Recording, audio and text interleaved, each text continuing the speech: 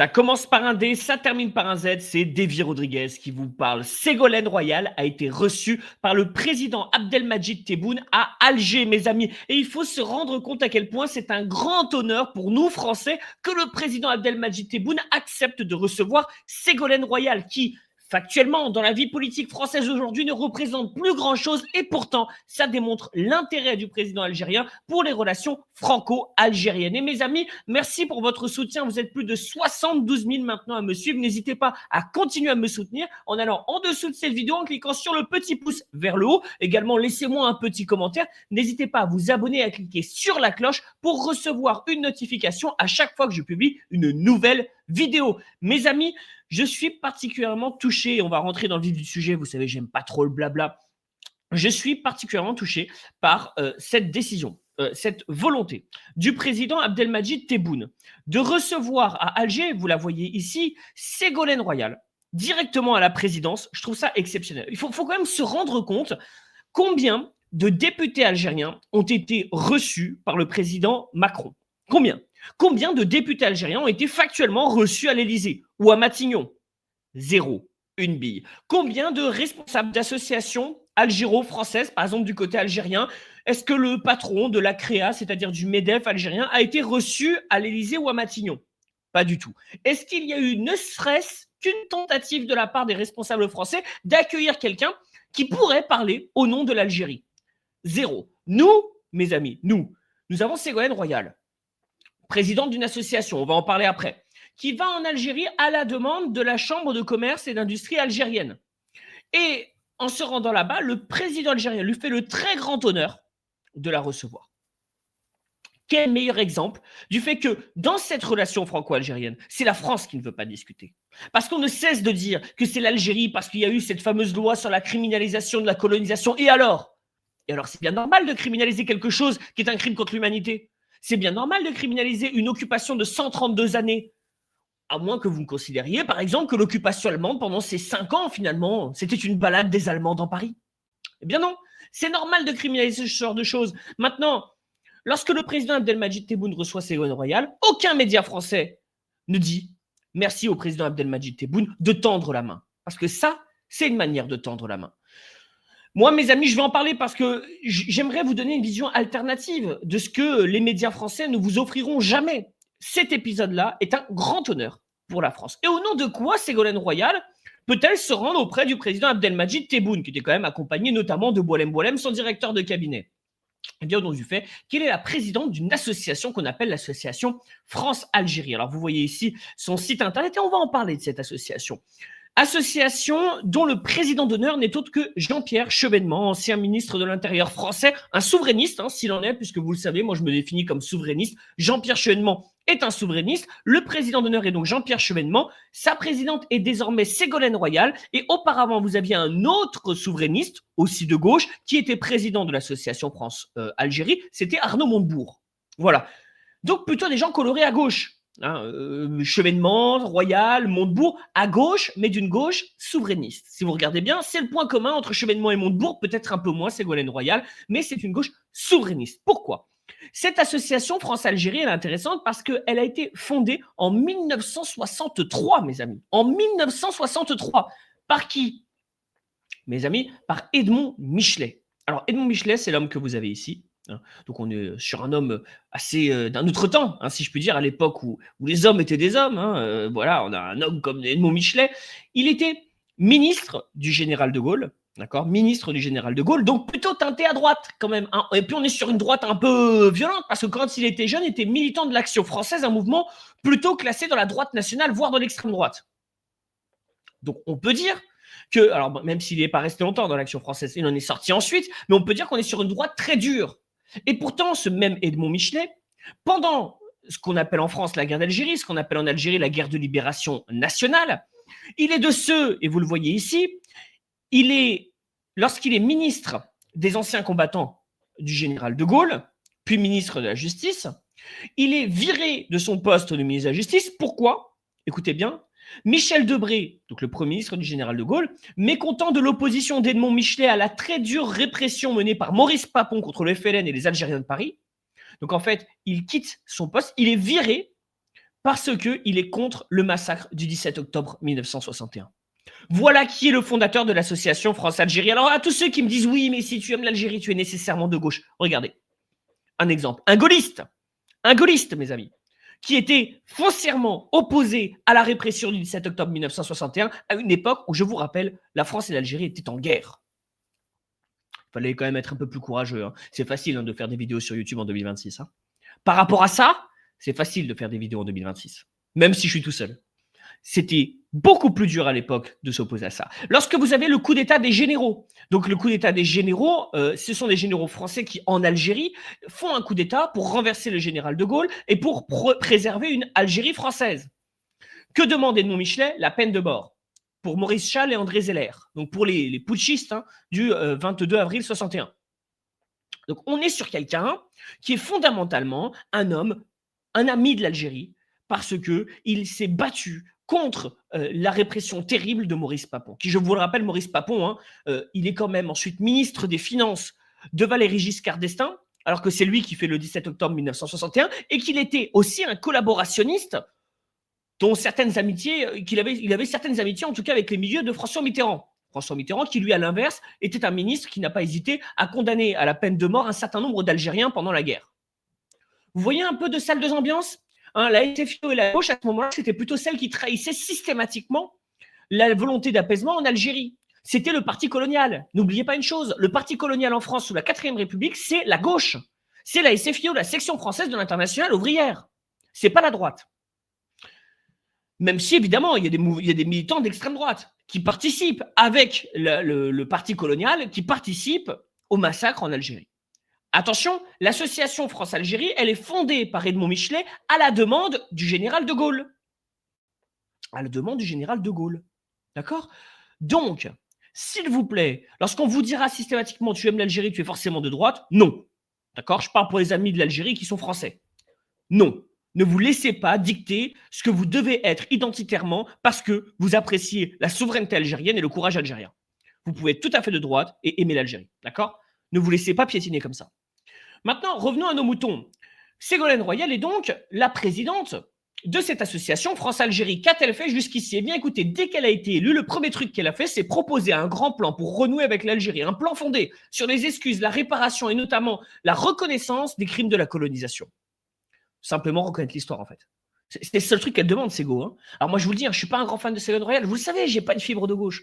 En tout cas, pas de cette gauche-là. La gauche dure, oui, peut-être. Le Parti communiste de l'époque, oui. Celui des années 60-70, pourquoi pas. Ça, c'est la gauche libérale bobo, centre-gauche. C'est une ministre de François Hollande. Enfin, je veux dire, bon, on ne peut pas dire que ce soit ma cam, quoi. Et pourtant, là, je dois reconnaître, encore une fois, un peu comme l'autre jour avec Sébaï, je dois reconnaître qu'elle est courageuse. Parce qu'en 2026, elle est toute seule face à toute une caste politique pour aller carrément à Alger rencontrer le président Abdelmadjid Tebboune, qui lui fait le grand honneur de la recevoir. Et elle propose un plan pour renouer avec l'Algérie. Son plan, il est très simple. C'est restituer les archives. Par exemple, restituer les archives pour qu'on puisse aussi nettoyer l'Algérie de tous les déchets nucléaires que nous avons laissés derrière nous. D'accord? Ça va être aussi de restituer les artefacts qui appartenaient, les objets, les appartenances à tout ce qui était à l'émir Abdelkader. D'accord? Tout ça, cette politique-là, qui est de reconnaître l'histoire. Il ne s'agit pas de créer une fausse histoire, il s'agit de reconnaître l'histoire. Cette politique-là, quand vous en parlez en 2026 en France, vous êtes quasiment un criminel, voire un traître. Je trouve que Ségolène Royal, elle se comporte de manière impeccable. Vous pouvez lui faire une petite critique, je la ferai après, mais de manière impeccable jusqu'ici.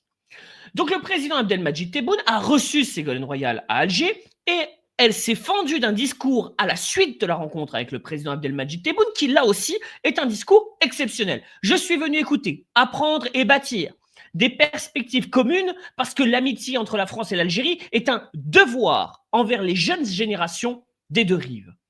Et oui, on ne peut pas parler en France systématiquement de la question « Oh, l'immigration, l'immigration, l'immigration !»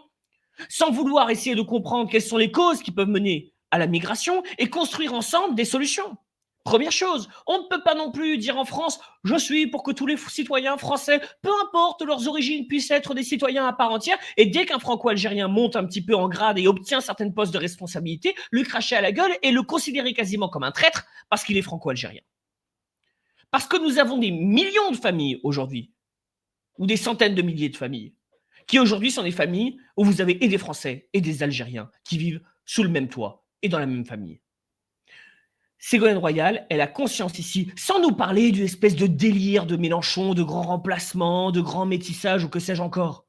Ici, elle a la responsabilité. C'est une responsable d'État. C'est une chef d'État.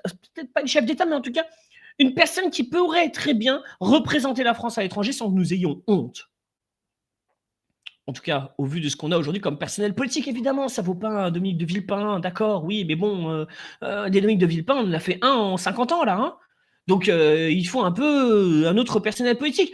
Ségolène Royal, ici, elle fait un discours qui est remarquable. Elle continue en disant « Je crois à une amitié réparée entre nos peuples, fondée sur le respect de la souveraineté », mot-clé.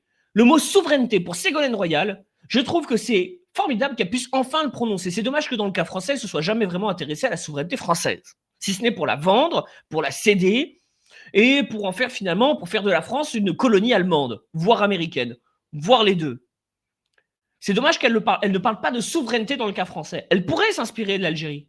Mais je trouve ça formidable quand elle parle du fait que l'Algérie a une politique internationale souveraine et qu'elle décide qui sont ses partenaires pour le futur. Et que nous devons le respecter. Et ça, dans son discours, elle le dit, Ségolène. Elle s'attaque à deux personnes, à deux types de personnes. Premièrement, elle s'attaque aux nostalgiques de l'Algérie française. Ça, elle le dit dans son discours. Mais en plus de ça, elle dit aussi que l'Algérie souffre d'un gouvernement français qui ne reconnaît pas sa souveraineté et son droit à avoir une politique internationale souveraine. Et donc là, elle dit « J'espère que les autorités françaises finiront aussi par respecter cette souveraineté nationale de l'Algérie ». Donc elle envoie si je puis dire, une petite pique au gouvernement français. D'ailleurs, hein, vous voyez ici l'article, hein, Ségolène Royal lance un appel à Emmanuel Macron depuis Alger. Et oui, c'est un appel à Emmanuel Macron depuis Alger. C'est depuis Alger, elle arrive à se faire entendre pour dire à Emmanuel Macron « Tu fais n'importe quoi. Tu es en train de trahir la relation franco-algérienne. » Et là, je trouve ça formidable. Alors, certains ont dit, alors vous le voyez ici, hein, hors des canaux officiels, Ségolène Royal se pose en recours dans une relation franco-algérienne dégradée. C'est vrai, c'est un recours. Et certains sont venus la critiquer. Alors, Gilbert Collard, ancien député du Rassemblement national, enfin du Front national à l'époque, hein, clairement pas l'un des plus présents, hein, ni l'un des plus présents, ni l'un des plus brillants. Hein, on aurait plutôt dit que c'était la casserole pour notre cher Gilbert Collard. Gilbert Collard qui nous dit Bécassine chez le Bey d'Alger. Et on a Zora Bitam qui, sur son tweet, allègrement s'en prend à Ségolène Royal, notamment parce que Ségolène Royal critique le gouvernement français depuis l'étranger. Alors oui, il est vrai qu'en France, il y a une règle implicite. On ne fait jamais de politique intérieure sur un sol étranger. On ne parle jamais de notre propre pays lorsqu'on est à l'étranger, d'accord ? Lorsqu'on est notamment ministre français. C'est une tradition. Cela dit, à partir du moment où le gouvernement français est sourd, parce qu'il est sourd, ou non comprenant, je ne sais pas s'il est sourd ou non comprenant, mais enfin, il y a quelque chose. Eh bien, moi, je ne trouve pas ça choquant que Ségolène Royal se permette de balancer une petite pique à Emmanuel Macron. Voilà, je vous le dis, ça ne me choque pas, et Dieu seul sait que ce principe, je le trouve important. Mais bon, là, ça ne me choque pas du tout. D'autant qu'on va se poser une question, la méthode dure, là, parce que là, en gros, ce qu'on dit à Ségolène Royal, c'est tu ne respectes pas la méthode dure que nous avions contre l'Algérie. Qu'est-ce qu'elle nous a permis d'obtenir, cette méthode dure ? Hein, toute cette extrême droite qui se jette à la gorge de Ségolène Royal, qu'est-ce qu'elle nous a permis d'obtenir, cette extrême droite, avec sa méthode dure, la fameuse méthode Retailleau ? Rien du tout. À tel point que Boualem Sansal lui-même, vous le voyez ici, taclait la méthode Retailleau lorsqu'il est sorti de prison en disant « Cela a réduit et a freiné, voire même a retardé ma libération. » C'est Boualem Sansal qui le dit. Donc, cette méthode dure ne fonctionne pas, celle de Ségolène Royal est peut-être susceptible de fonctionner. Et pourquoi pas ? Pourquoi est-ce que ce ne serait pas Ségolène Royal qui obtiendrait peut-être au moins une discussion sur le cas de Christophe Glaise ? Alors, petite parenthèse, hein, parce que là, on est en train de nous dire, oui, Christophe Glaise est empêché de rejoindre sa famille, est empêchée de venir le visiter en prison. Juste petite parenthèse, si Christophe Glaise se voit empêché de voir sa famille lorsqu'il est emprisonné, c'est parce qu'en France, nous avons emprisonné un diplomate algérien et que nous empêchons sa famille d'accéder à sa cellule pour pouvoir simplement avoir une visite. Donc, l'Algérie a fait un principe de réciprocité. Ce qui est bien avec l'Algérie, c'est que c'est un miroir. Tu fais une connerie, ils font la même connerie en retour et tu te la prends dans les dents. Comme ça t'apprendra à ne pas la faire. Voilà, c'est un miroir. Systématiquement, l'Algérie se regarde bien sur les derniers mois et les dernières années. Ce n'est jamais eux Ou très rarement, allez, la loi sur la reconnaissance de la criminalisation des crimes de la colonisation, que je trouve légitime. Mais bon, elle a d'ailleurs été freinée au Sénat, accessoirement. On va dire, ah oui, bon, est-ce que c'était pertinent de la faire à ce moment-là? Peut-être pas à ce moment-là, mais enfin, elle est légitime, cette loi. Peut-être pas à ce moment-là. Allez, admettons. Admettons que ce soit le seul pic que l'Algérie ait fait vis-à-vis de la France. Mais sinon, en règle générale, c'est systématiquement la France qui a commencé. Et l'Algérie n'a fait qu'appliquer un principe de réciprocité. Tu me fais ça, je te fais ça. Tu me fais ça, je te fais ça. Tu me fais ça, je te fais ça. Point. Voilà le principe appliqué par l'Algérie. Ici, la méthode dure ne nous a servi à rien. Et Ségolène Royal est allée même plus loin, puisqu'il ne s'agit pas uniquement de parler de questions politiques, il s'agit aussi de parler de questions économiques. Elle a rencontré, vous le voyez ici, Kamel Moula. Alors, qui est Kamel Moula? C'est le président du CREA. Le CREA, c'est l'équivalent du MEDEF, c'est-à-dire l'association qui représente les entrepreneurs, les entreprises algériennes. Vous voyez ici Ségolène Royal, habillée d'une manière un peu étonnante tout de même, mais qui est avec Kamel Moula directement à Alger. Bon. Pourquoi c'est important cette question économique? Ici, vous avez le communiqué de l'Algérie Presse Service qui nous dit quoi? Monsieur Moula a précisé que les priorités économiques nationales exigent des actions concrètes et immédiates, notamment s'agissant du développement des entreprises nationales, soulignant la nécessité de renforcer les capacités de production pour atteindre les objectifs de, écoutez bien, sécurité alimentaire, sécurité sanitaire et énergétique. Bon, la sécurité énergétique, a priori pour l'Algérie, tout va bien. Mais la sécurité alimentaire, la sécurité sanitaire, qu'est-ce qu'elle veut dire? Cela veut donc dire que l'Algérie a besoin d'aide pour développer sa capacité à atteindre l'autosuffisance alimentaire.